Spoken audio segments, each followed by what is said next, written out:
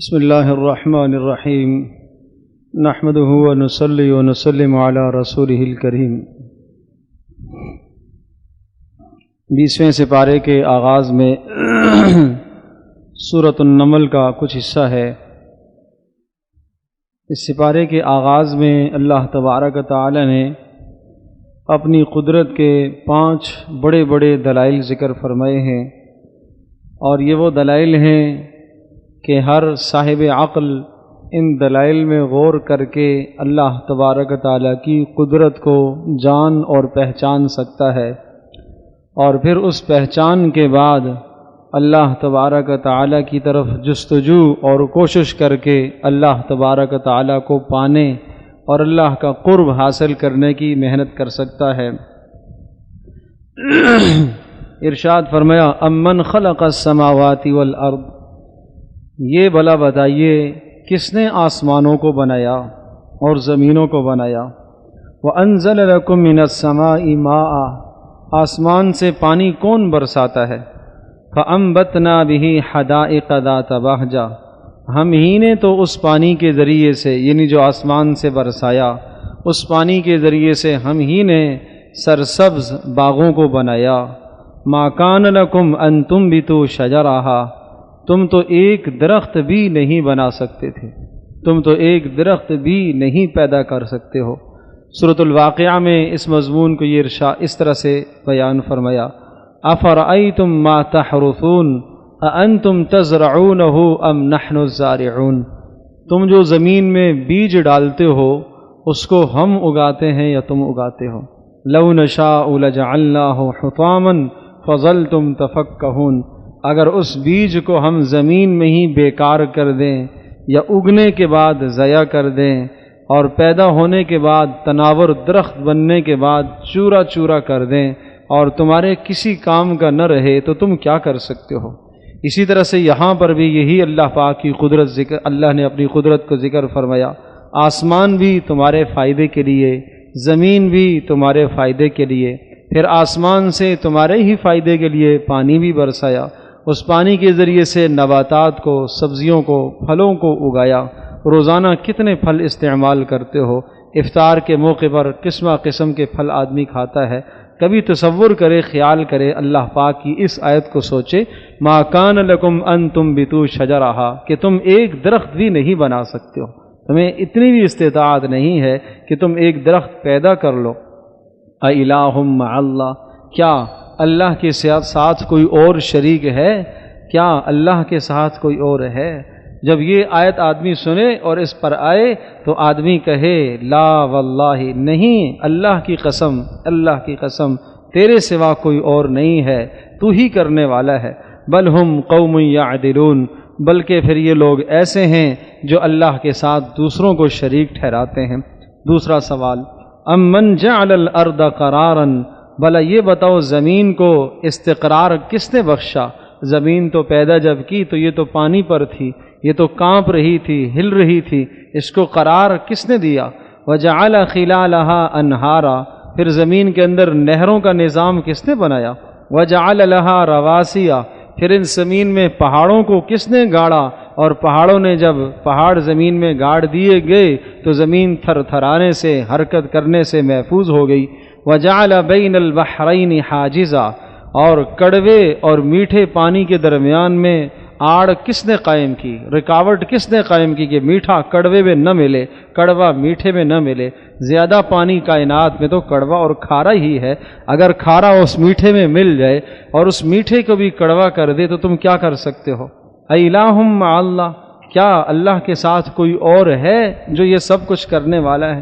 بل اکثرهم لا يعلمون، اکثر لوگ تو جانتے ہی نہیں ہیں اس بات کو، اللہ کی قدرت کو پہچانتے ہی نہیں ہیں، اس میں غور کرتے ہی نہیں ہیں۔ زمین پر چل رہے ہیں، دوڑ رہے ہیں، زندگی گزر گئی، کبھی یہ نہ سوچا کہ اس زمین کو قرار کس نے بخشا، زمین سے پانی نکالا، بورنگ کرائی، قسم قسم کے ذرائع اختیار کیے، کبھی یہ نہ سوچا کہ یہ پانی نیچے کس نے بنایا، کس نے پیدا کیا۔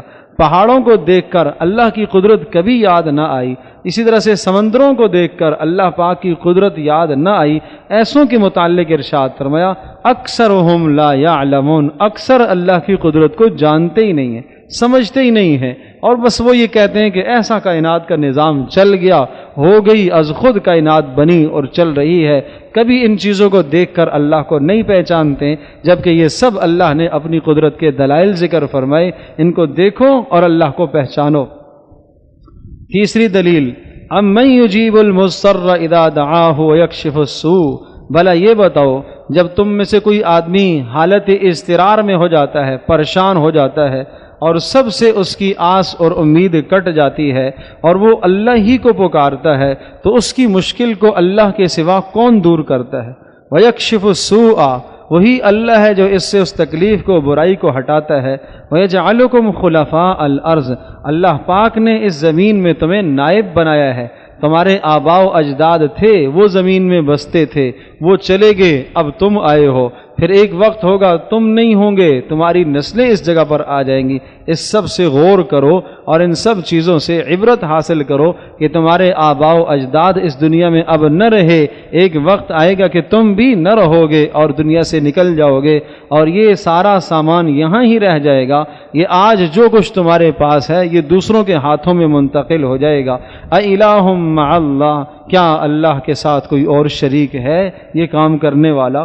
قلیلا ما تذکرون، تم بہت تھوڑی نصیحت حاصل کرتے۔ ان سب باتوں کو ذکر کرنے کے بعد گلہ کیا، شکوہ کیا اللہ پاک نے، تم بہت کم نصیحت حاصل کرتے ہو، تمہیں ان چیزوں سے نصیحت حاصل کرنی چاہیے۔ چوتھی دلیل، امن یہدیکم فی ظلمات البر والبحر، یہ بھلا بتاؤ جب تم سمندروں میں پھنس جاتے ہو یا خشکیوں میں تم راستے بھول جاتے ہو، تمہیں کون راستے دکھاتا ہے؟ زمین میں اللہ پاک نے راستوں کا نظام بنایا ہے، سمندروں میں اللہ تبارک و تعالیٰ نے وہاں راستوں کے نظام بنائے ہیں، تمہارے جہاز اور کشتیاں تنکوں کی طرح سمندروں کے اندر چل رہے ہیں، اور اللہ تبارک و تعالیٰ کی قدرت ہے، امن و امان، تم ایک ملک سے دوسرے ملک میں پہنچ جاتے ہو اور دنوں کے سفر تم کرتے ہو، اور بڑی سمندر کی موجوں سے وہ ٹکراتا ہوا وہ جہاز وہ تنکوں کی طرح ہچکولے کھاتا ہوا نکل جاتا ہے۔ فرمایا یہ کون کرتا ہے؟ یہ نگہبان کون ہے؟ یہ تحفظ کرنے والا کون ہے؟ کبھی یہ چیزیں دیکھ کر اللہ کی قدرت کو تو سمجھو۔ وَمَن يُرْسِلُ الرِّيَاحَ بُشْرًا بَيْنَ يَدَيْ رَحْمَتِهِ، ہواؤں کو کون لاتا ہے؟ ہوا بند ہو گئی، سارے شہر والے پریشان ہو گئے، کس نے ہوا کو جاری کیا ہے؟ موسم کس نے بدلا ہے؟ ہمت کر لو، کوشش کر لو، خود بدل ڈالو موسم کو۔ کون بدل سکتا ہے؟ کون بارش لا سکتا ہے؟ اللہ پاک جب نہ چاہے تو سارا شہر پریشان ہو جائے، سارا ملک پریشان ہو جائے، بارش لانے کے لیے کوشش کرو، موسم بدلنے کے لیے کوشش کرو۔ وَمَن يُرْسِلُ الرِّيَاحَ، فرمایا کون ہے جو ہواؤں کو لاتا ہے، اور شدید اور لو چلنے والی اور گرم ہوا ٹھنڈی ہوا میں تبدیل کرنے والا کون ہے؟ اِلٰہٌ مع اللہ، کیا اللہ کے ساتھ کوئی اور شریک ہے جو یہ کام کرنے والا؟ ہرگز نہیں، اللہ ہی اکیلا ہے۔